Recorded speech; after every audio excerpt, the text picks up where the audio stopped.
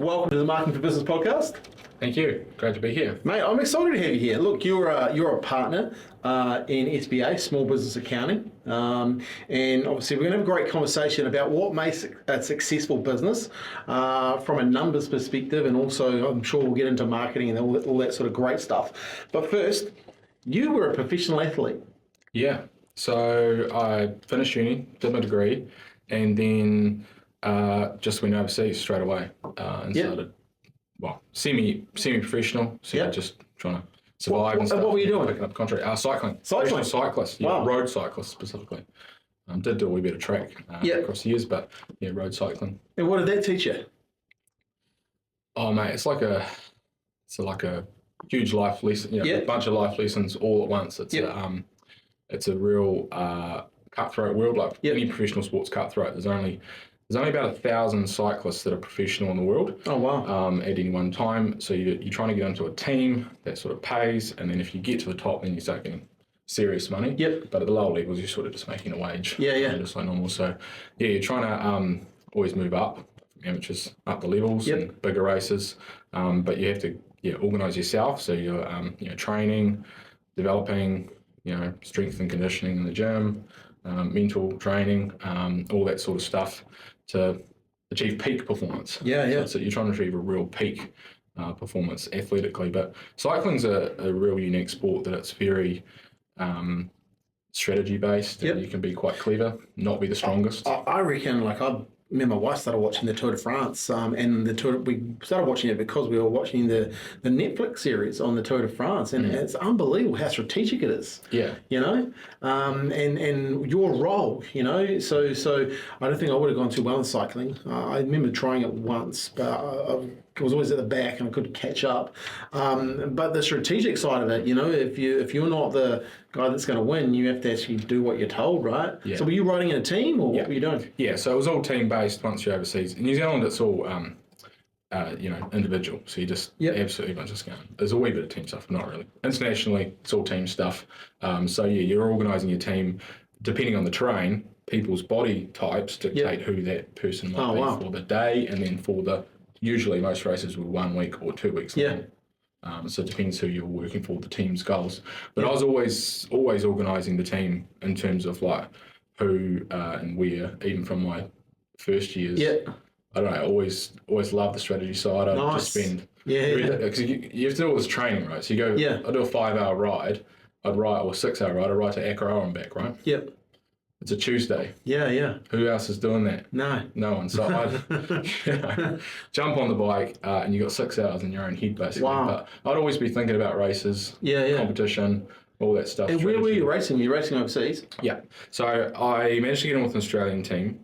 So I was, English speaking. It was quite easy culturally and all that stuff. And then we would travel. They had a base in Melbourne and a base in Belgium, and we just travel anywhere. I got to go to some very unusual countries. I've been to Iran, Azerbaijan, Kazakhstan. I've done stuff in America. There's a huge list of countries. And racing your bike. That's cool, right? Yeah. So we just do stages. It's Did you hotel win? to hotel. Did you win? I won a couple of races. Stage race? I won one stage professionally, the Tour of Korea. Oh, wow. Cool. But mainly helping other people win. But that's I think that's one of the interesting parts, right? In that sport is you may never get a series win, but your team will get a stage win, and it's a big celebration. I really like that. It's a funny sport in that it's like the All Blacks. So you have to put it all together. You have your set pieces and your roles. But there's an individual's name on the list.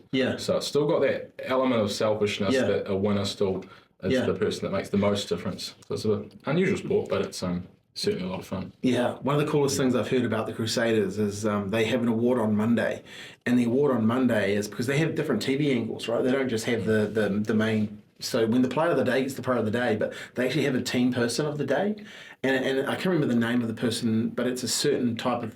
If they might have smashed someone from the side or cleaned out a tackle or done something, and apparently in the training room that person's up on the wall and celebrated and on the TVs and stuff. And I just think that's awesome because that doesn't get captured by everyone, but it gets captured by, and it really means something to the team. So that's kind of like what's happening in cycling, right? There's a whole people doing a bunch of work in the back, but not getting the kind of recognition. Yeah, I multiple times throughout the year, I've got a few good stories, but really did something that made a big difference. I was in the tour of Iran, which is it's pretty crazy to go to Iran and race all around Iran. Was it hot? We were there in May, so it wasn't too bad. Nice. It was like 25 degrees most of the time, and there was a breakaway, and our leader was in it, but he was just by himself. There'd been some hills and stuff. It was a very hard stage. So I bridged across. Yep. But I bridged across with a bona fide, complete doper. Yeah. That'd been top of the Tour de France. His name is Stefan Schumacher. Oh, wow. Literally done for like EPO. Cycling has a bad side. It's done a lot more than e-sport to clean up. Yeah. But I was still riding at the time where it was still that sort of thing. So I bridged across with this guy, and he was crazy strong. And this was after his ban and stuff. Yeah. But yeah, got across to the team over 60 kilometres, which stages was 180k. Got across to the front, helped for, I don't know, the last 30k, and then we held like, the yellow jersey. Oh, wow. But the bridge across over 60k, it's like a huge, right? An hour and a half of work. Yeah. Help. And you and him were just going back, like helping each other. Two up. And it's very uncommon to do that. Yeah. The drag is a really amazing thing too. I've actually ridden in a peloton with when I was in the corporate world. When I had my leotards and my cycling bike for a brief period of time there, and I was amazed by that, right? I didn't think it was a real thing, but then when you get in it... Yeah, it's like up to 30, came up to 40% saving of like sort of energy. I was always in the back though. I always tried to get the front, but just didn't have the legs for it. Yeah, I was always a clever one, and because I was move on the outside or the inside, but I just sort of surf. Yeah. I was really good at surfing, sort of surfing the bunch, just sort of moving. Nice. It's like a moving, it's like a pack of fish, school of fish, It's seriously unbelievable when you watch it. I think, watching it on TV really just blew me away, and then... Especially with the GoPro stuff now, you can really get a feel what it's like to sit in the group. Some of them are like just traveling so fast, eh? Yeah. Incredible. What did it teach you about, business? And any analogies that you kind of take back into your world now? Yep. So there's a big one on, I did a wee bit of sports psychology at school at university, with Ken Hodge, and he's a lot into motivation and stuff like that. So, it's the mental side, right? But I always felt like motivation's fleeting. Yep. It's like a feeling, you have or you don't, sort of thing. But it was always, for me, it always came back to like determination. Yeah. I was always absolutely determined to achieve my goals to the best of my ability.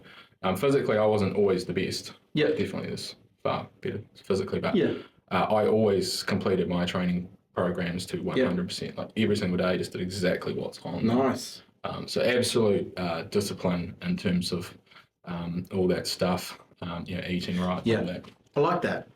Because you're right, like you can be motivated and you could, you can get that warm kind of feeling, I'm going to do this, but then, I did a seminar yesterday and look, I'd say, there's 40 people there, I'd say maybe 5 will go away and do anything, but everyone at the end was like, yeah, we're going to do this, Yeah, but it's like follow through, eh? Yeah, follow through. Discipline, follow through. So, I've followed that through now to my business career is creating personal goals in our business. We're a group, there's 4 owners that we have to work together a lot, and we have business goals. So following through between the two to make sure you get that achievement is probably the biggest thing that I apply from the cycling world, my sports career. So what do you do there? Like you set goals. So you set where you want to go in the business, and then how do you get yourself? What's the follow through process part of that? I'd love to unpack that a wee bit more, because I think a lot of people do have maybe goals, but they don't reach them. How are you reaching your goals? So I don't like to go too far ahead. It's not objective enough, or it's just too far out there to get your long-term goals. But just having them as nice general ideas is good. But no, I set more like quarterly goals. Yeah. So keep it close, goals. Keep it close, and then just keep ticking them off. Because otherwise, I don't know. I feel like you just can't. If it's too far away, you can't really picture what you're going to be doing in 12 months. Yeah. So, and we do that as a business as well. We just have the quarterly goals. So we're always trying to tick off all your quarterly goals. And as a group, so I managed to buy in a couple of years ago to our accounting firm, which was really cool opportunity, quite early in my sort of accounting career compared to guess some, but I guess a lot of barriers are brought down for all sorts of things now. But that opportunity came up, and we've got a really good leadership group, and we're constantly working on the business, not just in the business. So important, right? But I like what you said there around keeping your goals close, and like we definitely work in a 90-day world as well. Quarterly focuses, keeping what we want to do really, really close. And I love having that bigger goal, but I love ticking stuff off. Like, okay, cool, that's the goal we're going for this quarter. Let's focus on how we're going to get there, and it determines a lot of things that we do on a daily, weekly, monthly basis. Because of that, we have that short-term focus, and I think sometimes people get too far away, and then they get disappointed because they don't reach that goal, right? Because you lose sight of it, and things change too. Yeah, you can't. You got to keep things in front of you, right? A lot of things can happen very suddenly. You get sick, or all the stuff that setbacks. So keeping them nice and close. You just keep that momentum building. Yeah. So that determination, like, do you think was that something that you just learned over time? Was it passed down by a family member, by a mentor? Where did that determination come from? Because I think grit and resilience is really important today, and I don't know how many people have it anymore.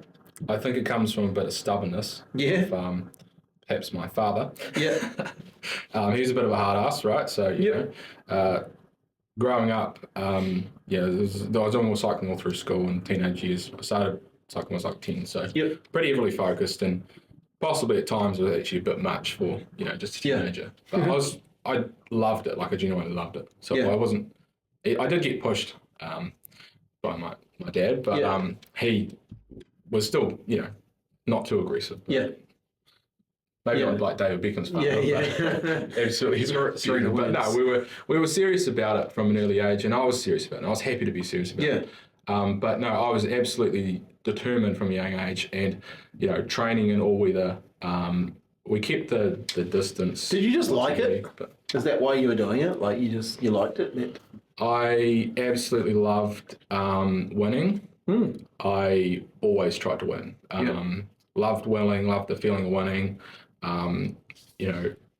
That setting goals, achieving them, and cycling, so much stuff's measurable. You can actually track all your progress, like power, and you're getting lighter and you're getting faster on every climb. There's so much progression, like technically, which I actually quite enjoyed too, which is kind of like numbers thing. It comes into accounting. It comes across, right? Yeah, so you can follow the numbers quite heavily and get a lot of improvement there. So that came in sort of when I was like 15, got a power meter at that age, and then you just go from there. But I loved being in a group. There's no better feeling than being in a group of 100 guys, and you're 16-year-olds old, and they're all grown men.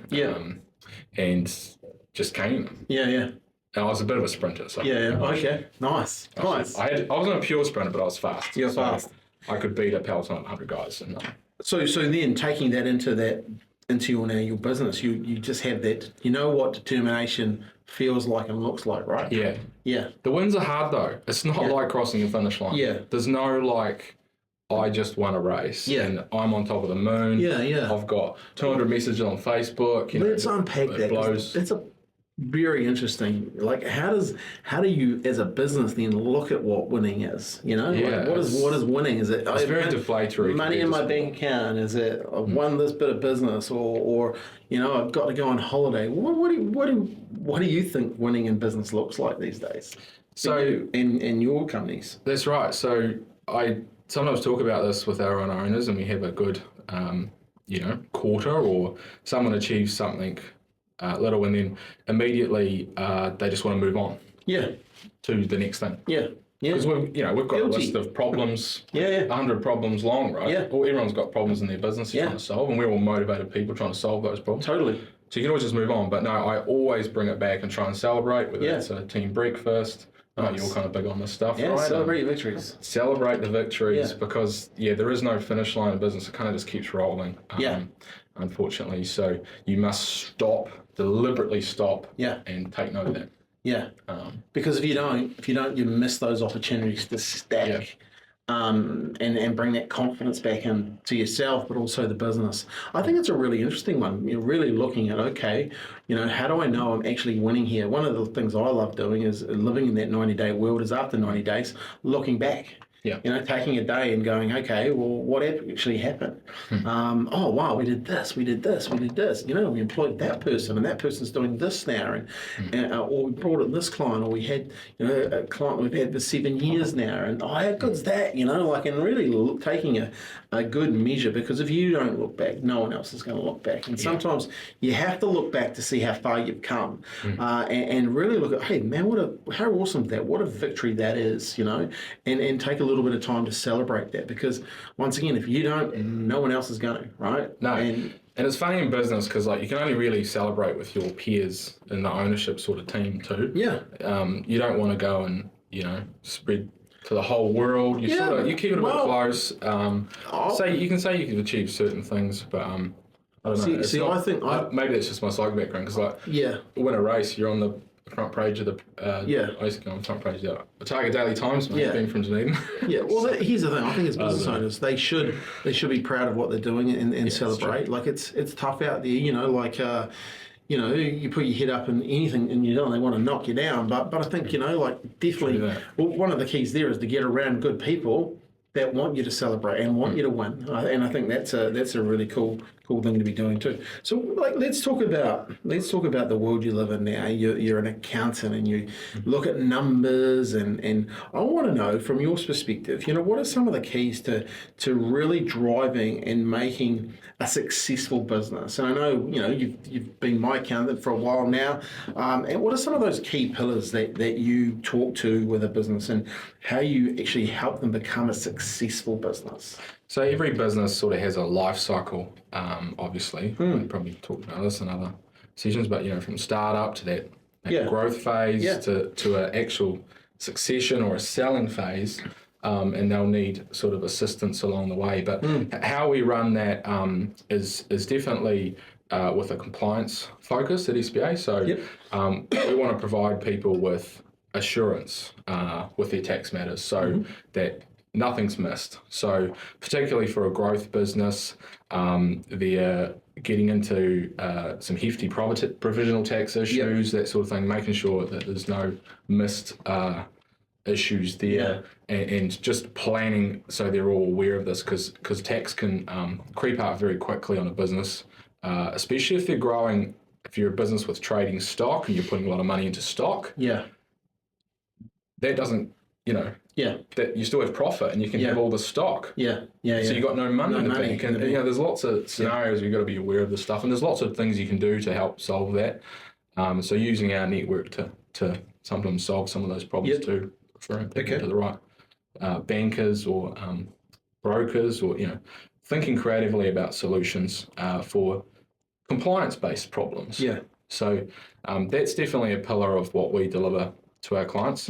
And then the other pillar is our advisory side of the business, which is working with the clients a lot more. How do you find business owners understanding of the tax issues that we have in the country? Do you find most people are on top of it, or is it just an area that people are kind of sleeping on? What's your take on all of that? Do you mean like national tax issues, or just their own tax issues? And what are some of the areas? I know you see, you've got to keep up to date, but what are some of the things that they could be doing practically? Because there'll be some business owners here listening to this and going, okay, Brad, what do I need to do? How do I get better at this thing? Yeah, I mean, we use some tools to do it, right? Like technology-driven solutions. Okay, so our technology-driven solutions work for a certain level of client. Until the client basically is too successful, that those solutions don't necessarily work as well, that you have to get really involved in a much more planning. And managing and planning it. That's right, managing it, planning it, putting resource to it, and that sort of thing.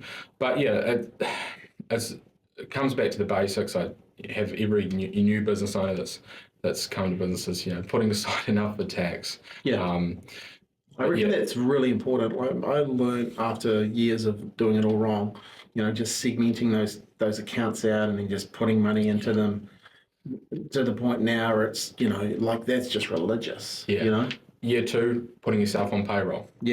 Making sure you're actually paying yourself a wage. Year 1, I don't like to recommend that. I like to keep things flexible.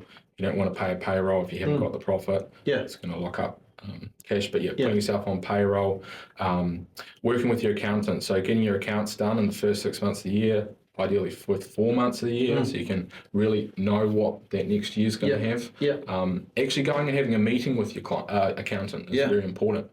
You know, we do a lot of digital stuff, so you know, we're sending everything digitally. We have DocuSign, all of the best softwares for digital. We're contactable now, you know, phone, all the messaging is more contactable than ever, but still a lot of people will just, you know, just sign and not take up offers for that meeting and stuff like that. So I still like, there's not a meeting that I have with someone that I don't make a really positive suggestion to them to make some sort of business change. Doesn't matter what it is, whether it's tax or whether it's business advice. So go and eyeball, have a conversation belly to belly, and really, because it's a really key part to your business, right? Is that finance arm, you know, and it's an area that, you know, for a lot of people is kind of a little bit scary, a little bit foreign, and you know, we've all had that scenario, and I guarantee every business owner listening to this has had that scenario and gone, where's my money? Where's my money? And a lot of accounting, unfortunately, is very past focused by nature. Compliance is in the past. So your balance date finished 31st of March. Your accountant here in New Zealand, we don't have a tax season. We just have 12 months to do it. America has a tax season, 4 months. They all work crazy overtime to get it all done. We're different. We've got plenty of time, but you still need to get it done. And so it's just working closely with people. Working closely. Okay, so what else do you have to do to make it that successful business, that pillar, when you're looking at you know, really driving a business to? So it's relentlessly focusing on the sales side. Your pipeline of whatever type of business you're doing is your product, your services, what are you selling? Relentlessly focusing on that. Business owners that relentlessly focus on that are always successful, because you have costs in your business, and you can always do some cost cutting, or maybe you have the wrong people on the wrong seats, and you might want to, you know, change some HR stuff. You can always do things that'll tweak the whole package and can make, you know, the whole package better, but you want to relentlessly focus on yourself. So sales focused or product focused individuals are always the most successful businesses. Totally. Talking to the converted here. You know, look, I see it. You know, I see when businesses really crank the growth tools inside their business, you know, and you know, they want to grow and they're successful at growing. You can see them, you know, like really, you know, they get excited about the business because it starts making real money. And I know their accountants get excited too, right? Because they're starting to see this, like it's like an engine, right? And it's interesting too, you know, recessionary times. Some people will say, "Oh, but my business isn't recession proof," and I was like, I reckon maybe your mindset is not recession proof, right? You're like, there's always opportunities. There's always opportunity. I see it really. I'm in the privileged position to see so many businesses, financials, and work with them. It truly is privileged to work with people on their businesses and help them. But I see a two-speed economy. Because right now, because it's hard, because it's tough, because there's cost pressures on businesses, and obviously cost pressures on people's home cost of living.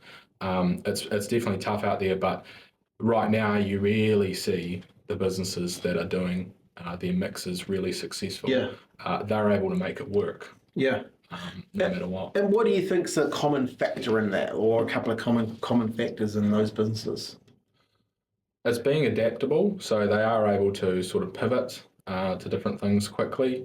Obviously, that sales focus, so they are really engaged with their customers. No matter what it is, they are doing active marketing. You know, like a lot of clients, they won't actually do much marketing if they don't have no marketing plan or anything like that. You'll know all about this. You know, clients that don't do marketing. Well, so the last, you know, in our post-COVID time, a lot of businesses did well. I mean, tourism, hospitality obviously suffered a lot, but some did quite well at that boom, and it got a bit too good. And even before that, it was actually a bit too good. And, not that hard to run a business. You know, especially say tradespeople. Our trades men and women basically had as much work as they wanted.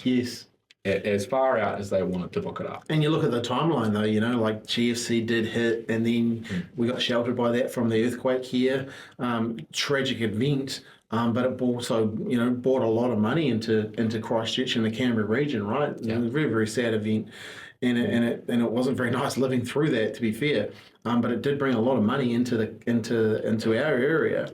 And then obviously you come out of that and there's a building boom going on and trading is just killing it, making money. And then you have COVID and people couldn't go travelling anywhere, and there was a stimulus once again there. All these renovations and started. Yeah, renovations were crazy. People buying toys and all that. And then, we've had a big correction, obviously. But now is where more than ever you need to actually work on the business. And some people aren't used to working on their business. They're not used to chasing much work. Because they haven't had to. It's a different skill set. Really. It's definitely a different skill set, and it's definitely a different mindset because and one of the things I've realised from being in sales and marketing for so long now is I used to work at Bond and Bond. And Bond, that's showing how old I am, but Noel Lemmings, if you're younger and you're watching this, or people used to come in the door. And I would sell stuff to people because they were coming in the door.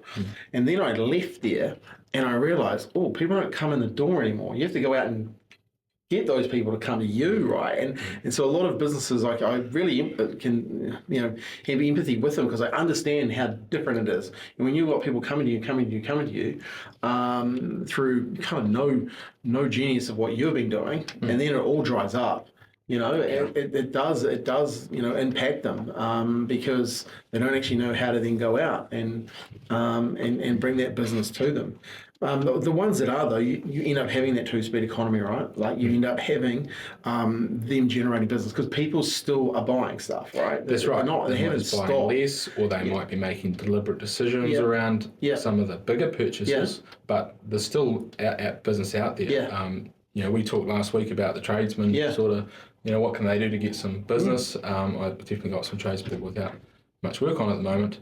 And just had that simple idea, hey, why don't you just send an email. Send an email saying, hey, I'm available. With an offer. With an offer. Make sure you have an offer. Make the offer up. It's your birthday. It's your son's birthday. It's whatever. It's the third year we've been in business. Like everyone, make it up. Everyone has a tap that needs fixed. Everyone needs a light fitting fixed or whatever. There's always stuff at people's houses. And you make them an offer. You don't have to give a massive discount, but people might just go, especially if you've dealt with them before.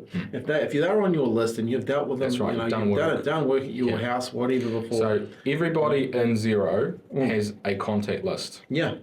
Okay, because if you've been invoicing out of Xero, I mean, Xero's got 75-80% of the New Zealand SME market, right, for accounting services. Everyone has a actual database, and many business owners don't even know this. True. At a certain level, obviously, high level businesses have marketing lists and stuff, but anyone has a marketing list in your Xero. You can export it to a CSV. You can take out a few people you don't like to do work for before you send it, and then just do a BCC or start up a MailChimp.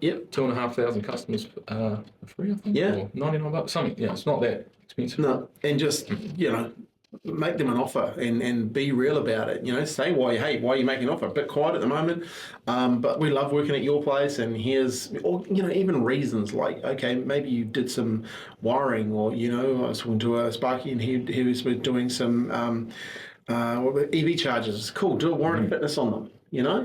Give a warrant of fitness. Make some reasons to go and see people, and because I really don't believe you have a money problem. You have a people problem. And I really believe that, right? Like if you're short of business, you don't have a money problem, you have a people problem. So you need to get yourself in front of more people. And if you get in front of more people and you generally want to add value to those people, they will do business with you. You give me a list and I'll show you how to make money from it. Seriously, if it's a list, it's your list, and you have some sort of relationship with those people, there's money there that you're leaving on the table. And I think, sadly, there is a two-speed economy because people go, can't be bothered. The disconnect from the pain is not enough for them to get off their bums and want to do it. When you also look at, I guess, your advisory role, what do you see it as your role inside a business, to make them more successful? Like, is there any things that specifically that you want to do to, obviously you've got compliance and that's a given, right? You've got to be on top of it. Yeah, But I mean, compliance is a dream for accounting. You just have to do it every year, right? Yeah. It's like a recurring business. Everyone has to do it. Yeah. So how do you, like it? Because I always have this conversation with accountants. What are you doing from an advisory role? How are you really adding value in that space? What makes you guys different? Because you are different. Yeah, so SBA has a network across New Zealand, so we're a franchise network. Yeah.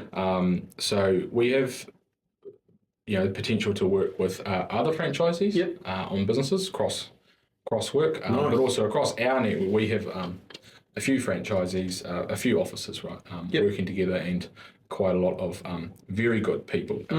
Our people we have are very good, and as one of the owners, as a partner, it's about leveraging those people and using our technology to deliver whatever advisory. I mean, that's how we do it. And sort of what technology do you use? Do you using obviously Xero, but are you even using any other? Do you use Spotlight, or what other tools do you use to give people? So, because one of the things I always think about with accounts is, how do I make it more visual?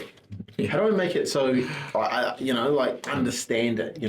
Like, one of the key things we do in our business, we have a Google Business Profiles, right? And we have a thing on a map for Google Maps, and it's color coded. Red's great, orange.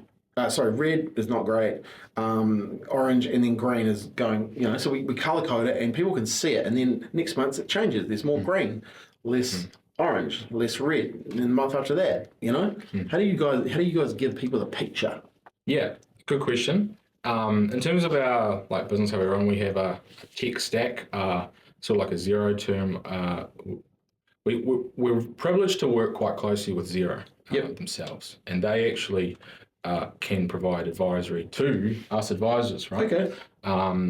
So like going to XeroCon and events like that are truly very good learning opportunities, and you're able to actually apply them to your business. So we have a very good and advanced tech stack that we're using.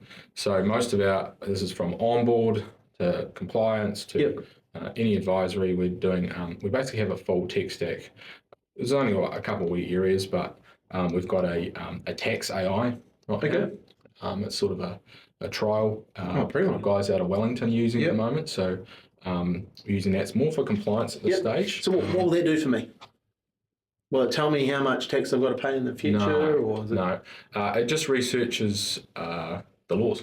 Oh, wow. And the determinations. So there's both written laws, and then IID makes determinations on certain subject matters. Cool. So it searches those in a faster manner than if you were just trying to use Google to try and find that stuff, or there's CCH as well. And how does that help you? Does that help you apply the law? It's just faster. Faster. It's a faster version of Google. Nice. And because ChatGPT and that hasn't been trained on any of this specific stuff. So it's coming from a legal product. It's Law Cyborg. Okay. And they've got a tax AI product for accountants. Nice. So that sounds good. So that's part of the tech stack.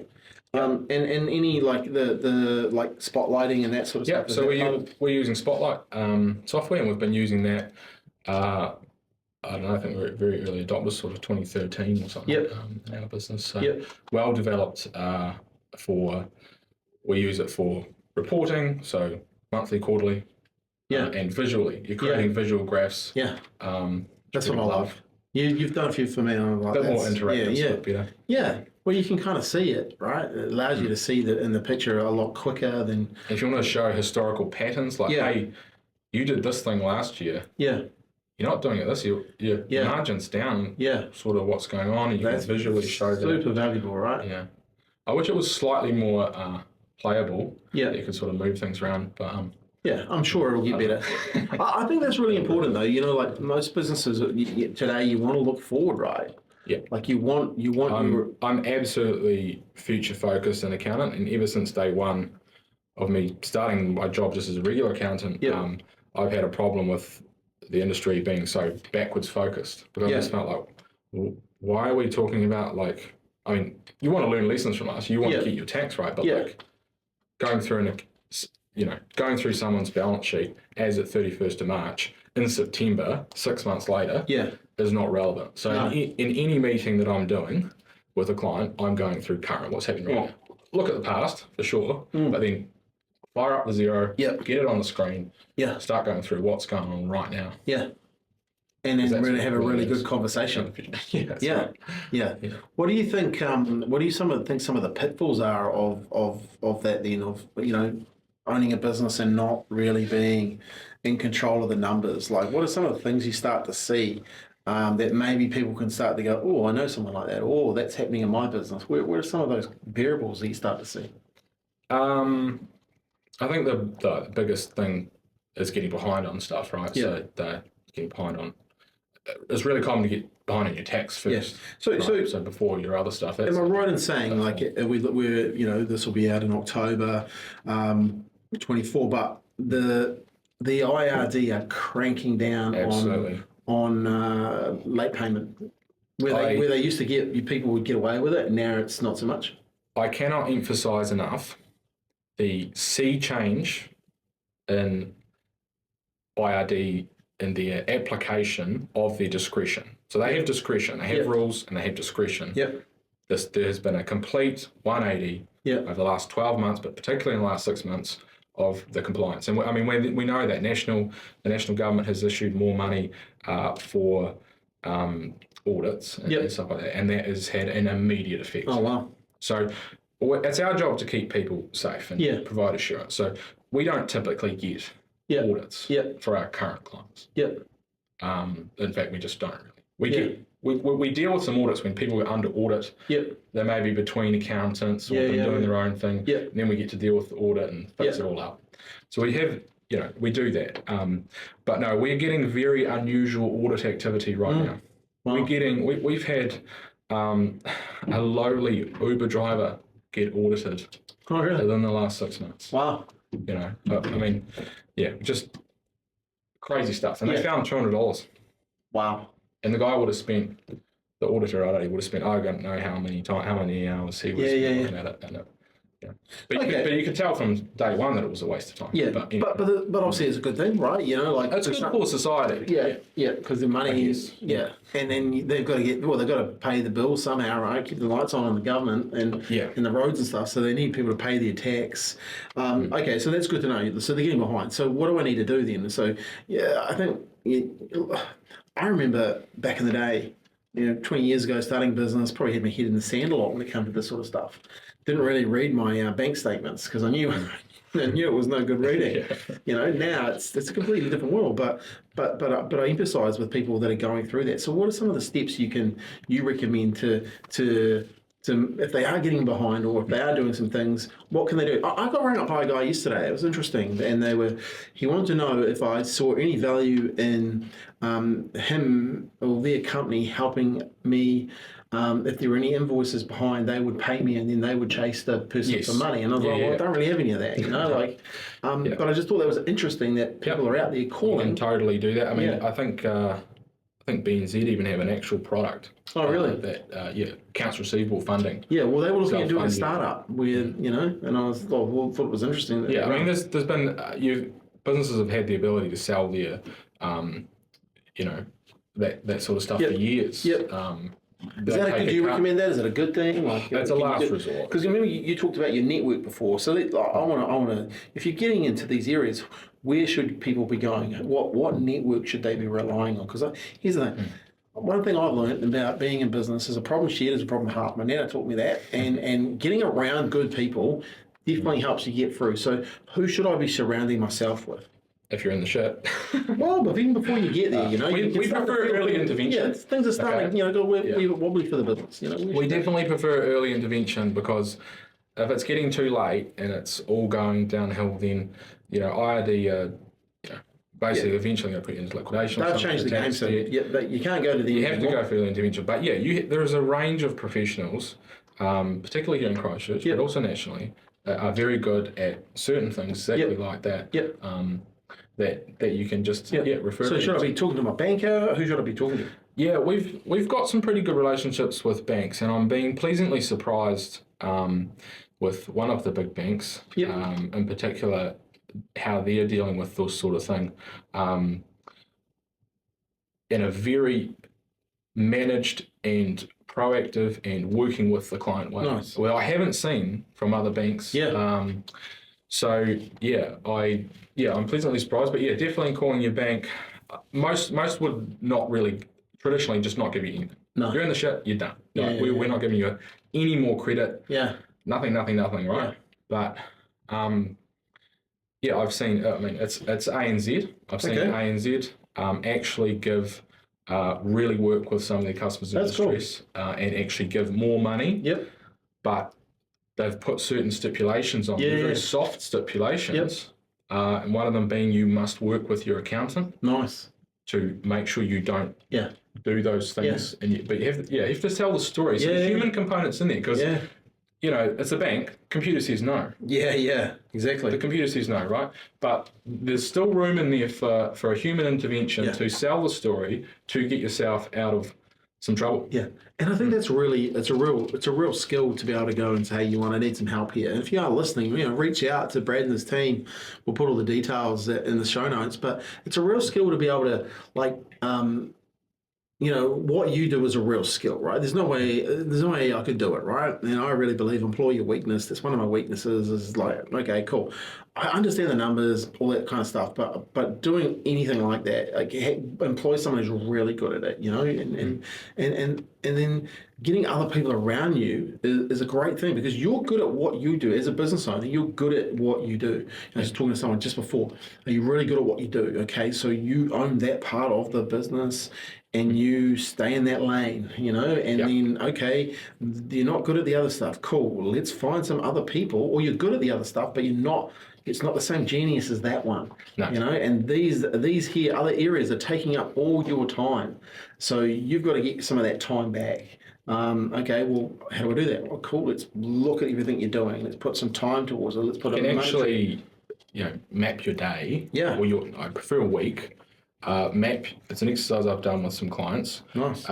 Is map their exact time. And some businesses, if they're services, they may be doing time-based recording timesheets quite accurately. If they're tradies, they'll be using something like Fergus, so you can get some data on their billables. But a lot of businesses aren't doing that. No. But they going through an exercise and just mapping your 40 hours, very simple exercise. Yeah.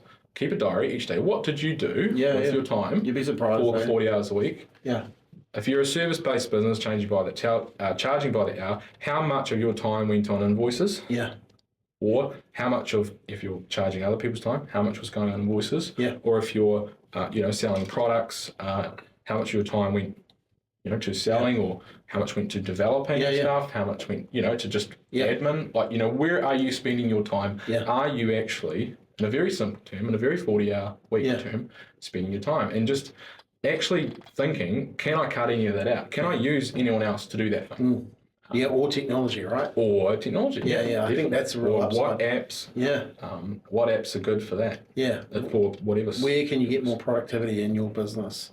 When you look at technology into your industry, massive change a number of years ago with Xero coming in, right? Like huge. Funny part. By the way, there's big changes coming in with Xero right now. Oh, really? Yeah. You want to give any insights? It's called Xero Insights. Is it? Oh, really? So Xero Insights is coming for accountants. We're going to be beta testing that next month. I'm not sure how much we're allowed to say about it. I find it really interesting, like with technology, like 2 years ago, AI was all the rage and it still is, and obviously it became everything. You can go back, 8-9 years ago, Xero was going to take over your industry and you guys were gone, right?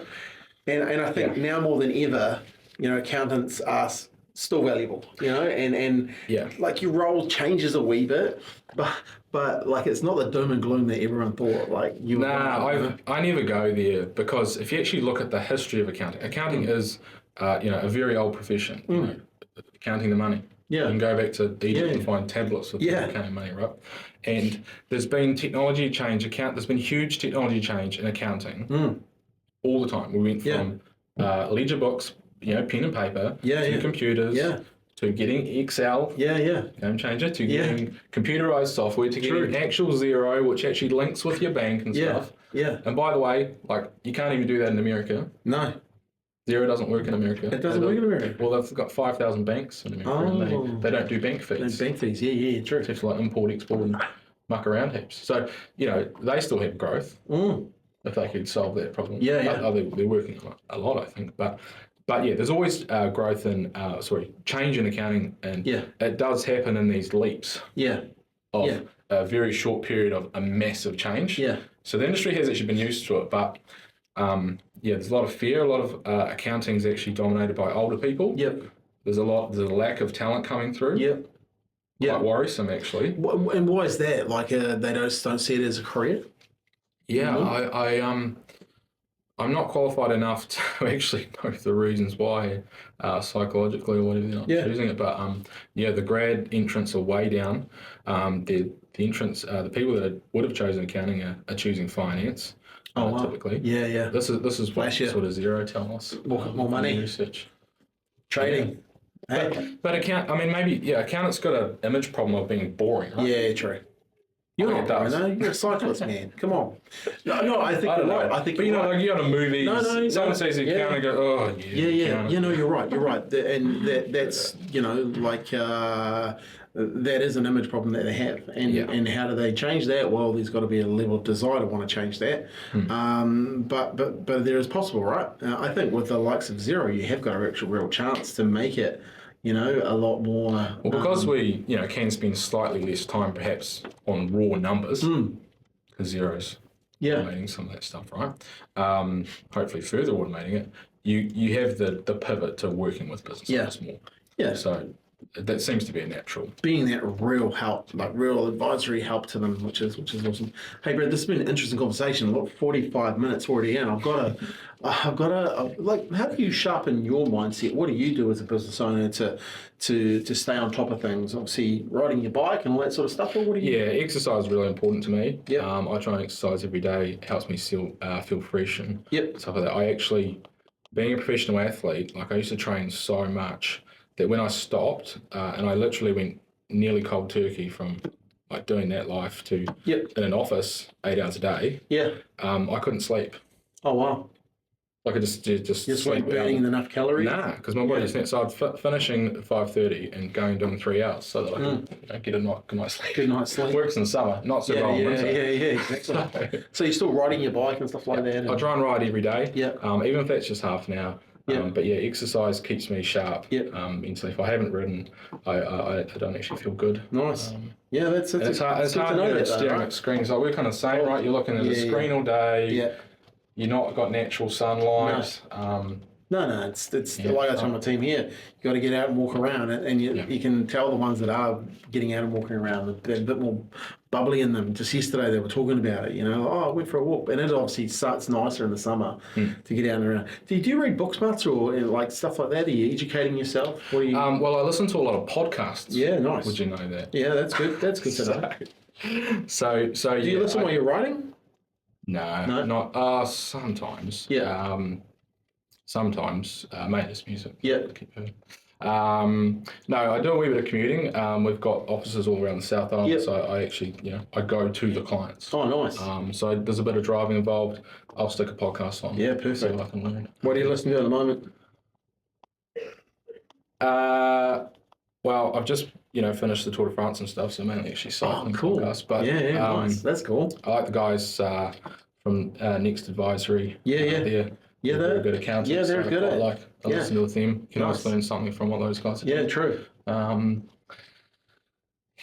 Whatever comes up in their feed. That's really cool. Yeah. No, I like that. You've got to stay sharp, right? So taking time to listen to the things. You only need one thing. You need one thing out of it. Go away, implement it, and all of a sudden, you're better for it because people have done stuff before you, right? And you can learn from that, which I think is awesome. I try to network with other accountants too. Yep. How does that go? Attitude. Not all it's a bit competitive obviously, but no. The thing is there's so many accountants out there that it's not a hyper competitive industry. I don't feel I feel like it's somewhere in the middle, and some people are very happy to share, and it's all share work, share clients. One firm can do one thing. We don't do audit, another do it, so we have to send audits to other other Nice. firms and stuff and work with them. Where do you, if you grab a crystal ball and you see the way the economy is right now, we're in August 2024, where do you see the economy mid 25? What's some of your thinking? Thankfully, people can get a percentage off their mortgage right now. Yeah, They yeah. have to fix for 18 months. But, Yeah, so that's good. Now, I see a very good year coming next year. yeah. Why is that? Why? It's because people are going to have more discretionary money. You cannot. I mean, we said before, people can spend and you have to chase it, but when people have that real cash in their bank that is going up, they definitely feel more. It's consumer confidence. They track it, they survey it. Yeah. When that increases, the economy starts turning around. These mortgage rates, a third of people have a mortgage. There's obviously renters, which I don't think landlords are going to be decreasing rents, but No. we've got a building shortage due to that. But things happen, and there's going to be more money in the economy next year. So I think we're on for a very good year next year. Yeah. Look, I think talking to people as well, I think there's definitely some signs there that things can be picking up, and I think, but also create your own economy. If you're a business owner, create your own economy. Get in front of good client of mine and friend Mike James. You market for the rebound, not the recession. And I'm 100% on board with that right now. I've got clients that are ready right now, and I'm telling them exactly this, that next year's going to be, the fundamentals are showing that next year's going to be good. Don't wait. They're ready, they're gearing up, investing right now to be ready to really take on the competition. So, and get in now and really start getting that finance in place right now. You want money to go and do something? Go and get 200 grand pre-approved right now. And then spend it next year. Whatever. Get that sort of stuff sorted before you need it. And also because it takes a wee bit of time to kick in, and then just be prepared to kick in, and then when it starts to snowball, keep it going. And that's the fun thing I start to see is when people start reinvesting and they kick it in and they go again and it starts to snowball, and all of a sudden you've got a real business. Then you've got more headaches. Where do I put the money? We maybe get more you back, people. We'll get you back to talk about where to put your money. Hey, this has been a fantastic conversation. Where do people get hold of you? Obviously, we'll put the details, but do you do much on LinkedIn or anything like that, or? No, unfortunately, No? I'm disappointed you there. Not Too busy. I am on LinkedIn. I can do it. But where should someone contact you? Just cell phone number, email. Flick me email is probably easiest. All right, so we'll put all the details here, and obviously, Christchurch based. You're in. Our network runs from being from Dunedin over wee bit of business down there. Nice. We've got a bit in central Otago. Cool. Right through up to Nelson. And pretty much. I've got a client in town now, client in Auckland. You don't have to be based regionally. All right. We are definitely delivering services right across the country. But certainly with Christchurch focus. And just something with the name, Small Business Accounting. You don't just deal with small businesses, do you? It's just No. We're dealing with right up to companies almost being listed on the stock exchange. It is probably not the best for marketing. I don't know. It's a funny thing, We get all sorts. We have to very strongly filter our leads. Being a franchise, we get very strong inbound leads, and we are very clear on what type of business we want. Okay. So that is a growth-orientated business, 2 to 5 staff, turnover 200,000 plus ideally. But we will accept different industries and stuff. Brilliant. But we're definitely helping a slightly bigger client, I suppose, than our name. Small business is, if you look up the definitions, not micro business, but no. Like a lot of business in New Zealand is small business compared to like the big companies. I think New Zealand is built on small business. For sure. Small to medium sized. Our corporate stuff is tiny, compared to even Australia. Australia has super corporate culture that's really not present here. Look, be proud. Small Business Accounting. Get hold of this guy and ask him a few curly questions. Get him to show you some stuff, because he really does know. You do know, like I've been dealing with you a couple of years now, you really do know the ins and outs of what's going on. One of the things I love about you is you you even like came in before. Did you make that payment? And I was like, I actually got on my list to make it today, which is great. You know, and I pay a lot. I love to pay mine in advance now as well. You know, and that's part of being that proactive. And I think that's what you add to business owners. And I didn't remember that, Scott. There was technology that. Oh, there you go. Hey, There you go. Still using and that I've stuff. got it on a notepad, so there you go. Well, it's electronic notepad, but it's still on a notepad. All right, hey, really appreciate you being here. Thanks for listening to the Marketing for Business podcast. Look, if you've got some things that you want to discuss with Brad and his team, make sure you connect with them. And also, if you know some people that might want some help with their business, maybe share this podcast with them. Actually, not maybe. Please share this podcast. It's been great recently. Been having some people share the podcast. Damien, Mimi, a few other people sharing it out on Richard. Really appreciate you guys sharing the podcast. That's what it's all about. Helping the community of business owners, learn more, grow more, so we can all grow together. So appreciate your time, man. Thanks for being here. Appreciate it. Thanks, Scott. All right. Pleasure. Take care. And as always, have fun and take action.